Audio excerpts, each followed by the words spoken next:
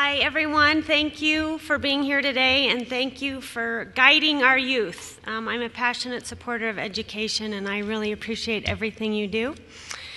I am the state coordinator for National History Day in Colorado, and I have brought 3 extraordinary students with me today who go to Denver School of the Arts.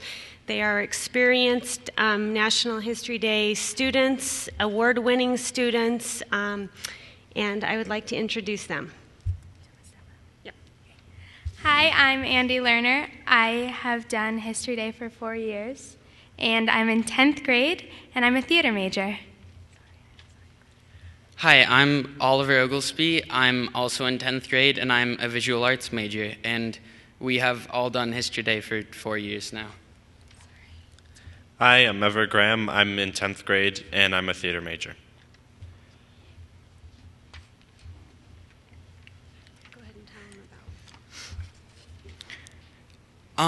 So last year we did the Cuban Missile Crisis as our topic, and the theme was debate and diplomacy, successes, failures, and consequences.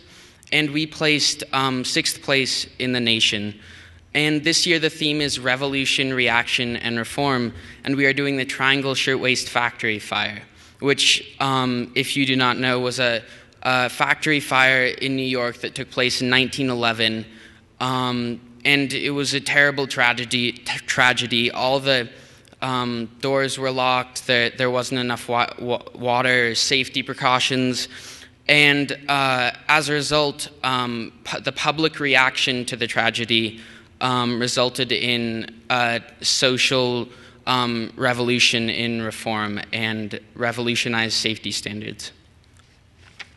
So you hear from their 2 topics this year and last year that there is a theme every year for National History Day, which comes out of our national office, which is at the University of Maryland near Washington, D.C. Each year they come up with a theme, and middle school and high school students across the country come up with a topic that is related to that theme, and they're very broad. So they're doing theirs on the factory fire. I was at a contest last week, and students were doing projects on the reform of football helmets. Someone else was doing breakfast cereal as a revolution in eating. So kids can choose something that interests them. And the funny thing about National History Day is it's really not a day, but it's an entire academic program. It includes both social studies and literacy. In most schools, kids can do it as part of a class. A lot of social studies and English teachers do it jointly as a project for the whole year or for a semester. At Denver School of the Arts, they actually offer it as a social studies class, which that's what they work on the whole year, which is one of the reasons why their kids every year are finalists at the national competition. In Colorado, we have 11 regions across the state, and students can compete in their regions. The top students in each region then come to the state contest, which is here at the Auraria campus on May 5th, and I would like to invite all of you to come as our guests just to check it out. We'll buy you breakfast and lunch, and you can see these amazing projects, and it will inspire you to want to get the program into your school. I actually work for University of Colorado, Denver, which is where our state office is located. The top kids at the state competition then advance to the national competition in Washington, D.C., and there's thousands of kids there. And every year, kids from Colorado place among the finalists.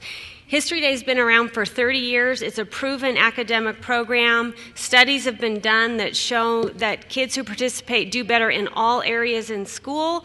They learn how to write because they have to come up with a thesis statement. They have to do primary source research to prove their thesis statement. So as you can see from the slides, kids do a variety of different presentations to prove their findings. Performances, exhibits, papers, documentaries, websites, but ultimately they are creating a persuasive essay, and they really do learn from it. Also, kids who participate become more engaged in school, and even their attendance improves. And with that, I'm going to let these 3 amazing students tell you a little bit about their personal experience with History Day.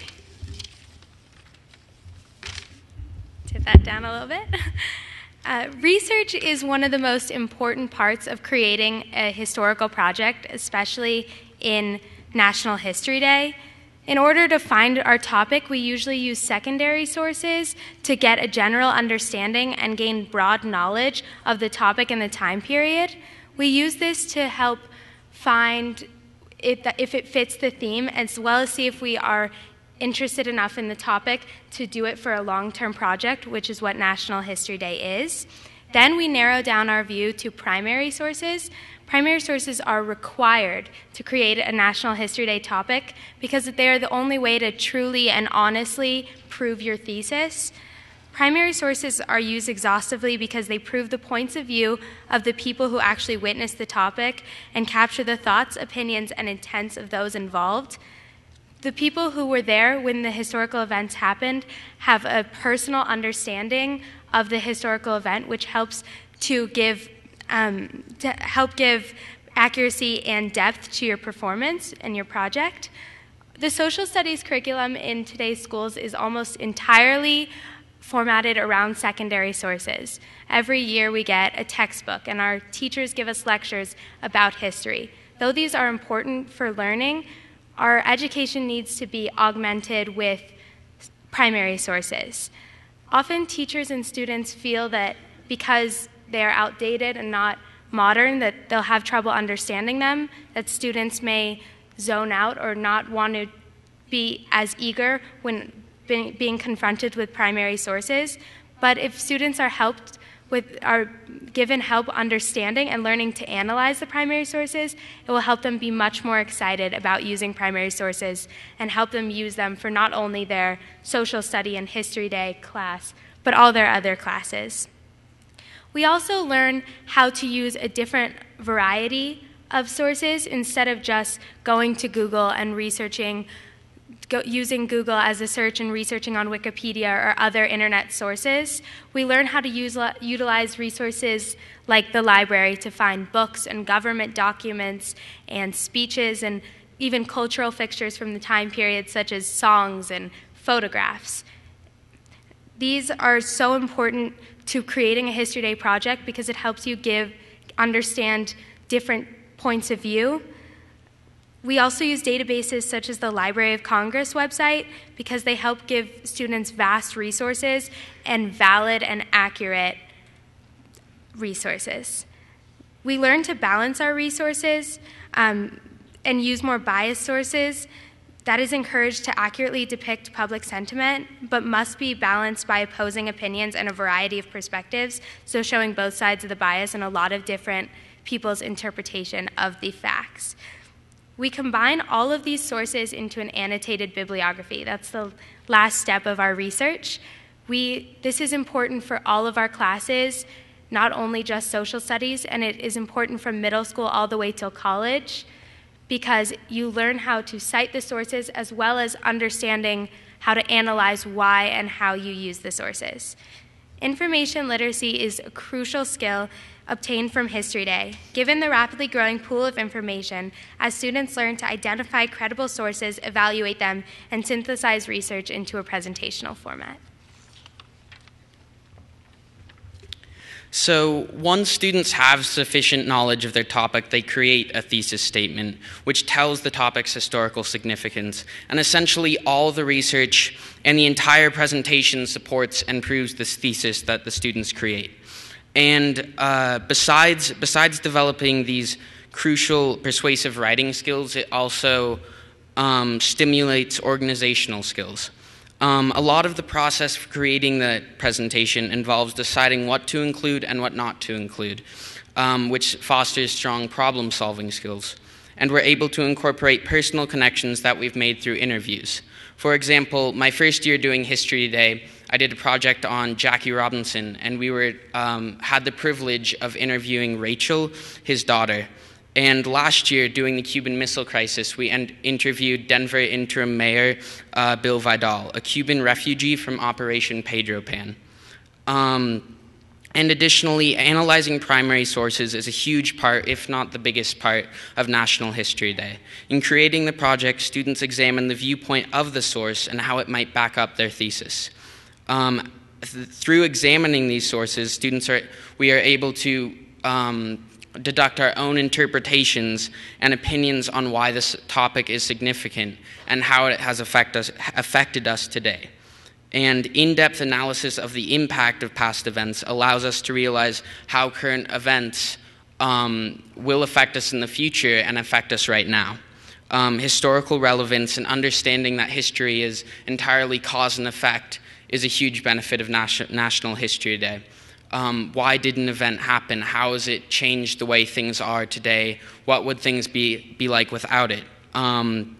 And by participating in the competition, presentational skills are grown, as well as numerous other additional skills that benefit students as a whole. So through History Day, we learn a lot of different and extremely helpful skills, such as presentational skills. And this helps us develop a strong voice for ourselves through confidence. And that, of course, helps us to become much better public speakers. And a lot of this confidence comes from us being experts on a specific topic.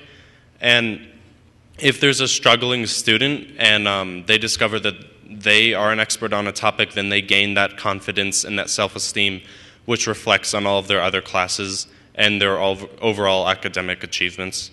So becoming an expert on that topic comes from our self-direction and all the work that we do independently, and that helps us manage our time better and our self-motivation and collaboration. Also, students are given the opportunity to present their topic in a more original and creative way rather than just following the basic guidelines of a paper or an essay.